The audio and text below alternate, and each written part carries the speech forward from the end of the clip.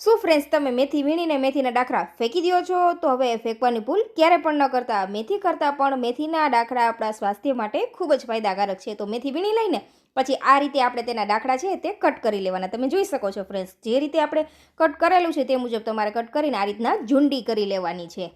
અને જ્યાં સુધી કૂણો ભાગ આવે ને ત્યાં સુધી આપણે તેને ઝીણું બારીક જ સમારવાનું છે. તો આ રીતે સમારી લઈને ફ્રેન્ડ્સ પછી આપણે ચોખાના પૌવાનો આ રીતે દળી લેવાના છે. પછી આ ડાખરાને 2 થી 3 પાણીએ સારી રીતે ધોઈને એક બાઉલની અંદર ઉમેરી દઈશું. સાથે આપણે કટ કરેલું ગાજર, ક્રેપ્સિકમ અને લીલું લસણ ઉમેરીશું. સિઝન હોય તો લીલું લેવાનું અથવા સૂકું પણ લઈ શકાય છે ખાતા હોય તો. લીલા ધાણા, બાફેલા મકાઈ, વટાણા ઉમેરી દેશું અને સ્વાદ અનુસાર આદુ મરચાંની પેસ્ટ ઉમેરી દેશું. અને એક બટેકાને છીણીને આ રીતે ઉમેરી દેશું. બટેકાને પાણીમાં જ રાખવાનું જેથી તે કાળું ન થાય. પછી તેનું બધું પાણી હટાવીને આ રીતે બાઉલની અંદર ઉમેરી દેશું. પછી આપણે તેની અંદર થોડો ગરમ મસાલો, મરી પાવડર, લાલ મરચું પાવડર અને શેકેલા જીરા પાવડર ઉમેરી દઈશું. પછી સ્વાદ અનુસાર નમક ઉમેરી દઈશું. 3 થી 4 ચમચી જેટલા આપણે ચોખાના પૌવા જે ક્રશ કરીને રાખેલા તે ઉમેરી દઈશું. અને થોડો એવો આપણે ચણાનો લોટ ઉમેરી દઈશું જેથી બાઇન્ડિંગ સરસ આવી જાય. તો આ રીતે બધી વસ્તુને મિક્સ કરી દઈશું અને તેમાંથી ટિક્કી જેવો શેપ આપી દઈશું. અને જે આપણે પૌવાનો પાવડર દળીને રાખેલો તેમાં આપણે આ ટિક્કીને કોટ કરી દઈશું. અને આ ટિક્કીને આપણે સેલો ફ્રાય કરી લઈશું. તો આ રીતે ઉલટ પુલટ 7 થી 8 મિનિટ માટે સરસ ક્રિસ્પી થાય ત્યાં સુધી આપણે તેને સેલો ફ્રાય કરેલી છે. તમે જોઈ શકો છો ફ્રેન્ડ્સ, ખૂબ જ સરસ ફ્લેવરફુલ મેથીના ડાખડામાંથી વેજીટેબલથી ભરપૂર એવી ટિક્કી રેડી